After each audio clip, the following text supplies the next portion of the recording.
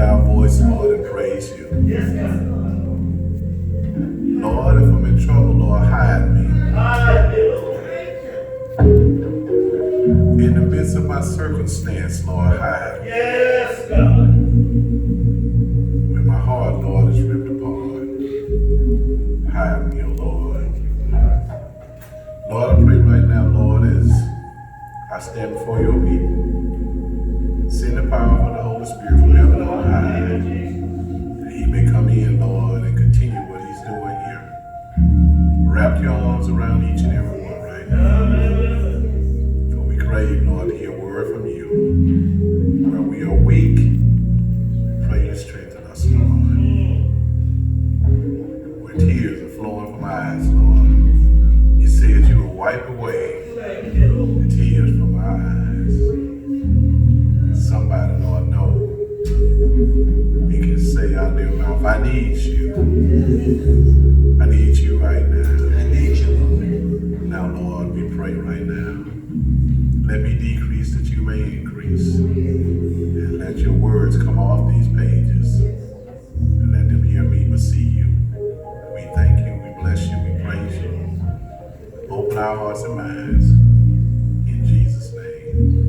Amen. Amen. Amen. Let's get the choir here this morning.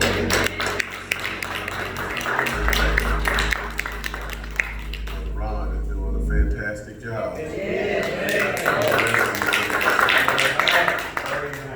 So if you would this morning, return with me to Luke's Gospel, chapter 14, verse 26 through 27. Luke, Dr. Luke, chapter 14, verse 26 through 27. Amen.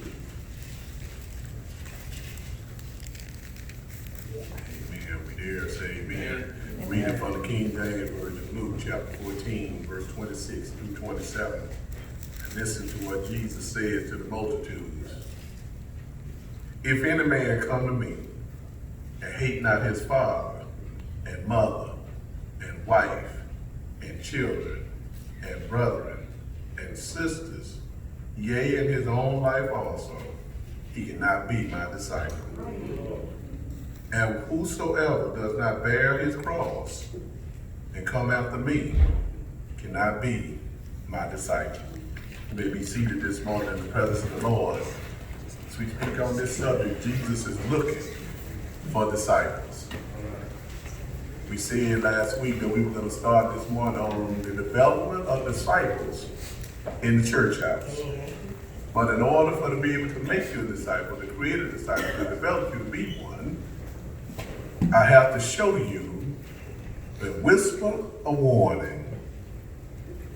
Or do you know what the cost is of following the Lord? Someone would look at that scripture that we just read and say, Lord, I cannot do that. You're asking me to say that if I love my mother more than you, if I love my daddy more than you, or if I marry my wife or my children, or my brothers and my sisters, that I cannot be your disciple. And as much as I go through, Lord, the troubles and trials I go through, and I know you died on the cross, what you said, if I cannot even bear my own cross, I can't be your disciple. What is this thing we're talking about, being a disciple? I think Deacon Smith talked about it yesterday in Bible study. As we said, we were talking about that, but what do you really know what a disciple really is? We sit in the pews and we hear those things, but do we know what it really is? Let me give you an education right here. Disciple, the basic meaning means a follower of Jesus Christ. Especially commission Jesus started with the original 12 who followed Jesus in his earthly ministry. You know what a disciple is? A disciple is a learner or a pupil who reads and listens and studies and learns from what Jesus was at that term, that they used the term rabbi to describe him as what the disciple was. The term, when you really read your Bible, let me tell you right now, you'll find it basically absent in the Old Testament. Even though there are two references in the Old Testament and stuff to it. If you look at 1 Chronicles 25:8, you'll find the word there. If you look at Isaiah chapter 8, verse 16, you'll find the term disciples there. But since we're talking about the New Testament, Jesus' disciples. In the New Testament, 233 of the 261 instances of the word disciple occurred in the Gospels. The other 28 was mentioned in the book of Acts. So for the Bible scholars and the Bible studies and the Bible readers who read that, let me tell you, I looked up each and every one of them, and the number is absolutely right. Usually the word refers to the disciples of the Pharisees. When you look at it, look at Matthew chapter 22, verse 16, Mark chapter 2, verse 18, Luke chapter 11, verse number 1, and John chapter 1, verse number 35. And you'll find it, and even you'll find a description in the New Testament of the disciples of Moses. If you look at John chapter 9, verse 28, you will find that right there. But what about these 12 people that Jesus called? As the messianic proclaimer of the reign of God gathered himself, 12 people, unknown people, no good people, messy people, nasty people. Jesus called to him to clearly a representation of the 12 tribes is what the 12 really represented.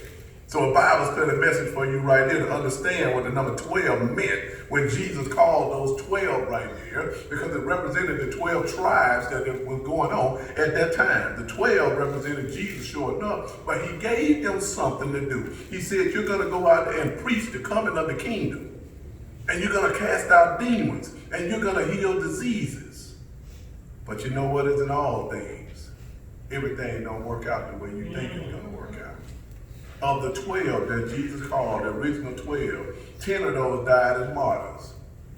Decapitation, boiled in oil, died by the sword, all of those things. Before you say that you want to be a disciple of Jesus, you better count the cost of what it's going to cost you to be able to do just that. You look at it, John the Revelator was the only one that was exiled to the Isle of Patmos, and then Judas went rogue. Judas, the betrayer, betrayed the Lord. But when we consider the conditions of this crazy, chaotic world that we live in right now, it just seems that there should be something that could make life more enjoyable and more livable, and that's Jesus Christ. But when we go through things, we turn away from the Lord, not realizing that the Lord have all the joy that you would ever need. We make material things and stuff what the Lord should be saying. He's not saying that you should hate your mom and dad. Yeah. That's not what he's saying. He's saying, though, that if you think they love you, I love you even more. Yes. Because if you can look away from all that and say that you love me, because I can tell you this, when you put something before the Lord, he'll take it out the way. Put anything before him, he will move it out the way. If you come and make something an idol that's in front of him, he will take it completely away. Because the word says don't put nothing. Don't put nothing before me. Because I'm a jealous God. I'm loving, but I'm jealous at the same time. You see, we count on money because it's the love of money that's the root of all evil. And when the word says, it says that right there. I remember Reverend Knight used to say that also when I was coming up. Reverend Knight used to preach that. Everybody said Reverend Knight had it wrong because he used to sell prayer cloths. And everybody said the love of money, what drove him. You see, we also have those who have keep with what they have. Those who don't have, they have not, because nobody is taking care of their need. We got to the point now where we can't be disciples because we look beyond people in need. I got mine. You need to get yours. Don't come and ask me for anything. I'm not giving you none of my good stuff. Don't come and ask me because I got it. It's mine. You don't deserve any of this. Lord is saying that counts you out right there. You already gone. You say we can't count on politics neither. I see people come and talk more about what's going on in the White House than you even talk about what's going on in God's house. Donald Trump don't care nothing about you, but you in here, he's so deep in your mind that you done lost the fact that you're supposed to be a disciple of the Lord, because let the Lord take care of all of that. But see, we count on that, on who's up there that's going to make your life worth living. That's not what it is. The Lord has told you that. Don't count on man for nothing like that. All right. We can't count on government neither, because you know what? They'll take things from you in a minute. Yeah. It's gone. You better look at it. It's gone. We can't count on intelligence either, because we got some intelligent folks that's stupid. We got some intelligent folks that crazy. I got some people that say amen to that. We got some people with PhDs in stupidity because I wear a suit and all this that I got it all going on in a bag of chips. But let me tell you, you can put lipstick on a pig, but it's still gonna be a pig no matter what you do. Don't let nobody think you can dress it up like that. That's the cause of being a disciple. Because see, the world wants you to think those things. We saw that this morning in Sunday school lesson. Yeah. So don't go out there and put on the show for men, because men will walk right past you. You up today and gone today. You got today and you don't have today. People will take about you, talk about you, put you down, make you think you're no good, and tell everybody else on what you're doing on there. So you got to be careful when you're looking at that, because if you do that, you can't be a disciple of the Lord. The disciple brought all their problems to the Lord when he had them. We don't want to do that. We want to take our problems everywhere else but to Jesus. I couldn't get it when people, still don't get it today why people paying Sister Cleo to tell you a lie. I still don't get it. Why would you paying her money to tell you a lie? She don't even know you. But she gonna tell you everything you want to hear. And if I fall for the okie doke one time, Kamisha, don't let me do that no more. Stop me right there. If you done told me that and I see it's a lie and I'm still falling for it, stop me right there. You can't be a disciple of the Lord if that's what you're looking at. Brothers and sisters, it's in dire turmoil. The Lord is saying, I'm looking for some disciples right now, Lord. What do I have to do to get there? What will it take to make life more tolerable, Lord? What would it take to keep people from talking about me? What would it take for me not being hungry? What would it take for me not being poor or sad or put down? The Lord said, you better count the cost of what you're looking for to be a disciple, because everything you just mentioned is going to come right around on you. But you know what the good news is? The Lord said, if they talked about you, they talked about me first. Don't you worry about that. But see, we can't wrap our minds around that.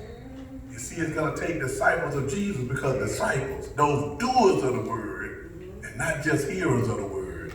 Everybody hear the word, but they don't know how to do it. They don't know how to do it. They don't know how to do it. They don't know how, Sister Robinson, to do the word. You see, the Lord is good as long as you get what you want.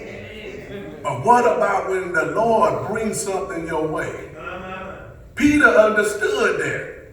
I'm your disciple, Lord. I love you so much, but 3 times I'm going to let you down. But the Lord still picked him up, and he loved Peter. Peter loved him so much, saying, I'm not even worthy to die like you died. I want to be crucified upside down, because you know what? I'm not even worthy to be that way. We lost our grip on that.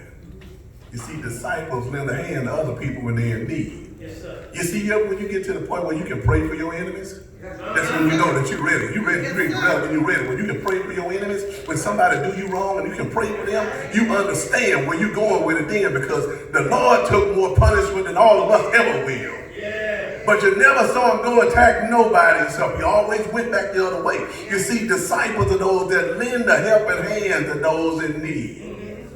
And you know what disciples do? They don't talk about it. You see, if somebody do something for you, they're going to tell everybody. It's on CNN. It's on Fox News. It's on Facebook. It's on FaceTime. It's on Face everything. People calling, telling what they done for you. The Lord said, you didn't have to do that. Yeah. But disciples, not those folks in the pews who are bystanders. I'm going to tell you the truth on this morning. Because those who are actually carrying on the mandates of God, you don't have to worry about that. Because see, in order for God to be able to use you, I got to change you. Yeah. The hardest thing for we to do is change. It's an old saying that say the only person like change is a wet baby. We don't get it right there when we got to worry about being changed. We don't want to change. We want to stay like we are. We want to keep one foot in the world and one foot in the church and keep on doing what we're doing. But the Lord said you can't. I got to renew your mind in order for you to get there. And you wonder why you go through things sometimes. I want you to see what's going to happen if you're going to be a disciple of mine. Because you become a disciple don't mean that loved one's not going to die. Matter of fact, you can prepare for it to be able to get ready. Because I tell you what, it don't stop. It's going to keep on going. You see, you got to pursue the Lord. You see, Jesus is just looking for some people who can say, I understand, Lord. But when you look at this text right here, people say, Pastor, that's a hard one. That's a hard one, Carl. That's a hard one. It's a hard one to talk about. But Jesus, look at what he's been doing all day. He's been healing people. Yes, sir. And been teaching people all day about the kingdom of heaven, its significance, its coming. His thesis now concerned the matter of discipleship and his own preeminence in a person's life, because without the Lord, you are nothing. Yes, sir. Yes, Without sir. him, you are nothing. You can't do anything without him. He informed the crowd and tell them that had been following them that if a person wanted to come after him, you gotta be willing to give up something. Yes, sir. What are you willing to give up to follow Christ? What are you willing to let go to follow Christ? What are you willing to give away to follow Christ? Because he said, if you don't even want to give your own life, and that's a hard thing for us to hear. Because, Lord, I want to hold on to much stuff as I got right now. You see, if you can just give those things up and offer to give up eternal life, and they are telling them, if I can just put my hands on you. And I think that was one of the most powerful things in Jesus' ministry was Jesus' hands. Because everybody he touched, he healed. Everybody he touched, he saved. Everybody he touched, it was his hands that did. If I can just put my hands on you, and you will see. It's a way that seems that men don't want eternal blessing like they used to. But it's the old things pass away. Yes, sir. Behold, I do a new thing now. Yeah. Some of us still want to be old.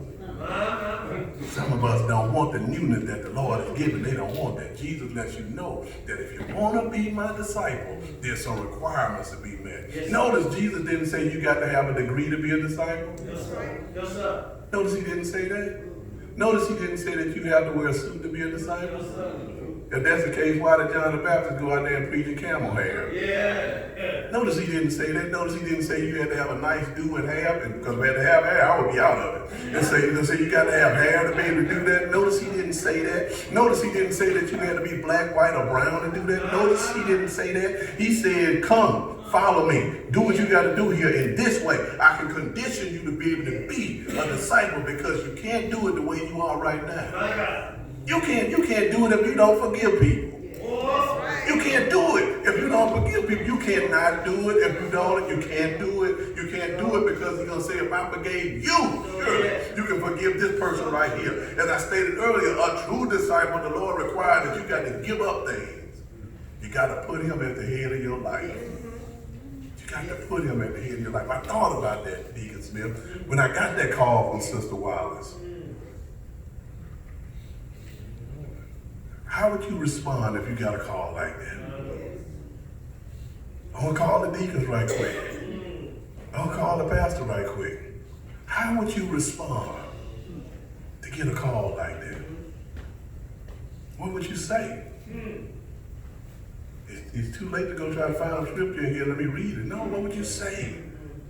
If the Spirit is not in you, already, if the Spirit is not there, you will stumble, and you will fall, and the Lord will say something wrong. You see, I discovered that the reason some Christians don't have peace with the Lord is because they don't have peace with themselves. They don't have peace with themselves. You're too busy letting everybody else give you hell. You create hell for yourself. The Lord saying you ain't got to do that. You don't have to do that. You see, he may be the Savior of your life, but he's not the Savior of your heart. That renders you powerless and joyless at the same time. When Jesus said that if a person does not hate his father, his mother, his brothers, his sisters, and even his own life, they cannot be his disciples. He's implying that if we put others before him, you cannot be effective for me. Because you can't do it because you got something else on your mind. If we love our life more than we love him, we do all we can for ourselves and very little for the Lord. I want to do everything I can for me. But Jesus said in Luke 9:24, he said, for whosoever shall save his life shall lose it, but whosoever will lose their life for my sake, the same shall save it. So then it becomes a matter of priority. Now, furthermore, anyone who's willing to bear his cross, not willing to bear his own cross, is not willing to follow me. You're not worthy to follow me. Because even for Jesus to say a statement like that, there's no way Jesus, what he went through on the cross, there's no way I could do that. There's no way I could bear that. He makes it so small, the things I have to bear as a cross, that I can't even do that. Oh, Lord, I got a pain today. I don't know where that came from. I got to run to the doctor. Oh, Lord, somebody talked about me at church. I can't make it. I got to go and tell somebody. I need a counseling session with the pastor. Oh, because I don't have you in me. I don't have the spirit in me to be able to endure what they got to go through. God is telling you, you got to endure some persecution if you come in this way. I'm telling you, you got to endure some humiliation if you want to come this way. I'm telling you, you got to endure some criticism if you want to come this way. I'm telling you, you got to endure being ostracized if you want to come this way. I'm telling you, you even got to endure death if you want to come this way. You want to endure people that don't love you? Come, follow me, and watch what happens, because people, real thing is going to come out. Yes, sir. Dietrich Bonhoeffer, the German preacher, said very plainly. He said, when Jesus bids a man to follow him, he bids him to come and die. That's a powerful statement to say that. I bid you to come and die. My brothers and sisters, we have to become dead to the world. We have to become dead to self. We got to become dead to stuff. We got to become dead to mess. We got to become dead to talking about people. We got to become dead to putting people down. We got to come dead to not doing right. We got to come dead to come and play in church. We got to come dead to not coming wanting to work in the church. We got to come dead to criticizing people. If something wrong with somebody, turn it over to the Lord. But you got to be ready for those things, because he said you got to bear your own cross. That means you got to put the needs of others even before you. You got to be able to do that if you're going to be in this world. You got to be able to put that before you. You see, because the church consists of three groups of people. The unsaved, you got here. Christians, you got here. Disciples, the unsaved group, they come to church and leave and still held hostage by their sins. You can come here and hear the word, but you still don't feel it. You didn't get it. I still just down right now, Lord. The Christian group, they be considered a group that comes saved, but they're uncommitted to the work of the church and the work of the kingdom. And I don't want to get along with the Lord's people. I want the Lord all to myself. You ever came into the church house and you try to do something for the Lord, and before you finish, people talking about it already? And so, why did you have to do it like that? We've done it this way in the church for 100 years, but it's still going on. You don't have to do that. Why you messing with that? This plant been there for 100 years. This picture been over there ever since the church got here. That door was right there when the church was built. The Lord said, I'm trying to do a new thing. But you can't get with it because your mind is not there. You see, I'm telling you, if you want to be there, you got to be willing to give up some things. When the Lord said you got to be willing to give up your own life. I love living, Lord. I kind of like it right now. But if you came and you say you knocked on the door right here, would you be able to say, Lord, I'm ready? Don't say yeah too fast now, because he can walk through the door right here. You see, nobody's ready for that. You see, nobody's ready for that. I can say, Lord, if you say it's my turn right now, then okay. That's the mystery of life. You got to also, if you're going to be a disciple of the Lord, you got to be willing to say, come what may, Lord Jesus. Because I don't know how I'm going to check out of here. I don't know how I'm going to die when I leave here. I'm going to go, I know that. But I got to be ready for it. You see, if there were more disciples of Christ, you wouldn't have crime like you got it right now, too. You know what? You wouldn't have no gossiping right now, too. You wouldn't have that. I'm not talking about in the streets. I'm talking about right here in the church. You wouldn't have some hungry folk out there right now. Some of us can give away all the food we got right now. Why you say that, Pastor? Because we got clothes in the closet we can't even wear no more. We got clothes out there we can't wear right now, but we got things that other people could use, but we won't give it to it. Naked folk would be clothed right now. If we did that, love would increase in the church house, in the world, everywhere. Justice would be meted out in fairness, and the social ills that we got in the nation right now will be healed. You see, disciples go out there and tell people the truth. Disciples go out there and say, you know what, you may be unwilling to have a baby, but you know what, the Lord still loves you. You know, go out there and tell that drug person out there on drugs, you may be stuck on drugs, but the Lord still loves you. He could go to the prison and see all those people down there incarcerated and say, no matter what you've done, the Lord still loves you. He could go and tell you that you could be the worst person in the world, but God still loves you. You don't have to worry about it. He's right there with you. But we won't tell people that. Rodney King gave you an inside tip. Can't we all just get along? Yes. We can't do that. We don't want to do that. We want to make people think one thing and see one thing and say one thing. But when they come and see for themselves, we are all guilty. Because you know what? We put stigmas on people and say, why do you come in? People come to church out to see what you go to church today. Oh, God. Disciples didn't worry about that. They didn't even have shoes to wear. But the Lord sent them out there anyway. But we worried about if you dress like this. The Lord told me to get them here. Yeah. And let me work on them. You don't have to worry about all those other things. I don't remember reading in the Bible right here where they say that you got to shop at Gucci's. I don't see where Esther said that she was bougie. I don't see where Job said that I need to go to HEB. I don't see where Psalm said anything like that. I didn't read it right here. I didn't read where Proverbs say that you got to have a degree to be able to follow the Lord. I didn't see where Jeremiah stopped weeping because people were talking about it. I didn't see where Isaiah, Zechariah say things going wrong in my life. I didn't see it. Thank God that we got to Malachi and then come Jesus, and I didn't have to worry about those things no more because that's what the Lord did right there. He didn't tell you you had to be that way. I gave you a gift. The question is, are you going to use it? If you're going to be the Lord's disciple, you got to do that. 3 things you need to understand. And let me close this thing out and stuff because we got to go to wholesale. As I studied this text, one of the things I taught from this was, it takes sincere and diligent prayer to be a disciple of the Lord.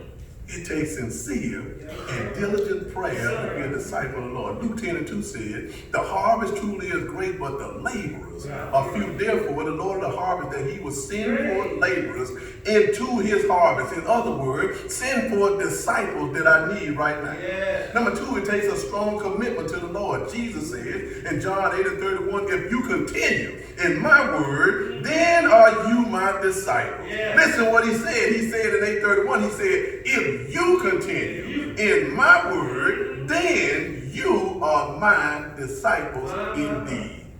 Yeah. Are you reading your Bible and studying the word the way you're supposed to? Are you saturating your mind in the word the way you're supposed to? Quit watching the Housewives of Atlanta, Georgia and all this stuff. Oh, that's reality. That's just mess. You don't need to see that anyway. You don't need to be looking at that stuff. Go and look at something on TV. If I said TBN, you wouldn't know what it was. You thought we were playing craps if I said that. No, you need to look at some things that are going to get you involved in what the Lord is doing and saturate your mind and things like that. Stop watching the news every day and getting all kind of sad and crying. Don't look at those things. Think on things from heaven.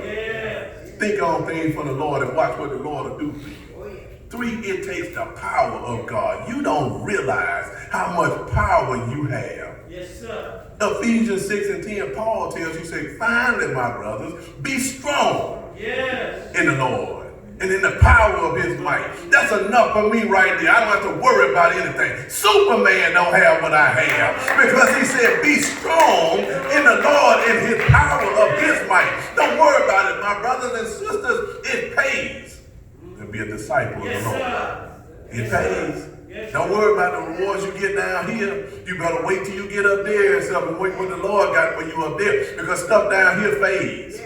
If you don't believe it, go back and look at a picture from when you was 18. Stuff fades, it's gone. But look at where the Lord brings it. He says everything is right there. Don't get me wrong now. We should come to church every Sunday. But Sunday, you don't have to come in here Sunday that you're going to miss a blessing. Because if you go here, it's a blessing waiting for you. In order to be a disciple, you got to study the word. Yes, sir. You got to be taught the word. Yes, sir. You got to learn the word. Yes, and then you got to apply the word. Yes, you got to be able to do all those things. But I came by here today to tell you that the Lord is looking for some disciples who will study his word and apply it to their life first before you tell anybody else. Don't go out there and do it like the heathens do it. Tell somebody else. Don't go out there and tell somebody how to live their life if your life is full of hell. Don't do that. Go out there and tell somebody how to do theirs. If yours is all jacked up, don't tell tell nobody that because people are looking at you trying to see if this is really real. But the Lord is looking for some disciples who will make a difference to other people. You know that the only Lord that some people are going to see out there is you. You're the only Lord they're going to see. What a story you got to tell. Yes, sir. But the problem is, we lock our lips. We lock our lips. We can tell you what happened on Empire, but I can't tell you what happened in church on Sunday. Oh, God. I can't tell you what happened on that. But the Lord is looking for some people that's tired of going through the motions. And say, Lord, I surrender all to you. The Lord is looking for disciples. But my brothers and sisters, let me warn you, it's going to cost you something. Pray that it don't be like Abraham. Take your child up there and sacrifice him. Could you do that? Oh, God. If the Lord say, give this up right now, could you do that? That's all he's asking you. He ain't looking for perfect people. Ain't none of us down here perfect. He ain't looking for no perfect people. He ain't looking for none of that. He's looking for broke people. And I don't mean money-wise. I mean people that are broken spirit right now. He's looking for messed up people right now. People that's so messed up they can't get up. He's looking for hurting people right now that he needs to come and tap on their shoulders and go speak for me. He's looking for people that's been talked about a little bit too much, or been put down, or been done wrong. He's looking for them right now. He's looking for people that's been beat down and stuff right now because they don't know how to get up. He's looking for people that people have done stuff to and they're crying out to him, and he said, no, you're going to be my disciple to go out there and tell them that I can heal anything and I can use anybody for my purpose. But can that be you? How many times have you thought that you've gotten away with something that had you so burdened down, and all of a sudden something or somebody brings it back to your attention? You just sang that song a minute ago, if it's the Lord, don't do nothing anymore for me. You don't hear me. You don't hear what I'm saying. You see, he's looking for tired people right now. People who think they can't go on any further. You ever been that tired where you feel you can't go on any further? I came out here to tell somebody today that Jesus said, come unto me, all you that labor and are heavy laden, and I will surely give you rest. He told you, take up my yoke upon you and learn of me, because I'm meek and lowly in heart, because people today can't be meek and lowly in heart, and you shall find rest for your soul right now, for my yoke is easy. My burden is light. And you need to know right here today that Christ is already come and borne your burdens already. And all you got to do is say, oh Lord, and he shows up right there. He put them on his back on Friday morning in the shape of a wooden cross. You don't hear me what I'm saying right now. He carried the cross up Golgotha's hill. It wasn't a smooth hill, a black ground. He carried up a hill called Golgotha. You don't understand what I'm saying. He did that because he said, I need some disciples. And when they took the cross off his back, a man there named Simon the Syrian just came out the field. Don't know what's going on. It said he's been giving him my relief, but the Bible tells me that he took his hand and they nailed him to the cross right there. And then they took his feet and they nailed him to the cross too. And then they took a spear and pierced him in the side. They did that. Can you imagine the agony and the pain that my Lord suffered on that day on an old rugged cross to remove your lying and your cheating and your backbiting and your storytelling and your killing and your drug use and your adultery and your stealing and your dishonoring and your dishonoring your parents and your covetousness and your bad acting and all of these things? He went to the cross because he said, I can use all those people to be my disciple. Yes, sir. The question is, it must have been a heavy burden for him. It must have been a heavy burden. But I came to tell you, it's going to cost you something. Yes, sir. To be a disciple. Amen. Because see, he said, I see my disciples. I still must stay here on this cross bleeding to death. I'm going to stay here though the pain is so horrendous that nobody in the world could understand it. I'm hanging suspended between heaven and earth. And my own Father is looking down on me and can't do anything to change it. He stayed there, son, because he know that I'm going to call on you to do something, and the clarion call goes out. Who is willing to be my disciple on this day? Who is willing to give themselves up to be a part of who I am? He said, Father, it's finished. And he hung his head and he died, and he said, I call you now. Come, follow me. Yes. If you're willing to give up of yourself, come and follow me. Come and follow me. You see, I don't know about you, but one day when I was still living out there in the world, Jesus reached down and said, you don't need nothing else out here. Everything that you need, I got it right here. Yes. All those burdens you've been bearing, all those things that you've gone through, let me lighten that load for you. Yes. Let me show you what I can do for you. Come and follow me. The invitation is open. Come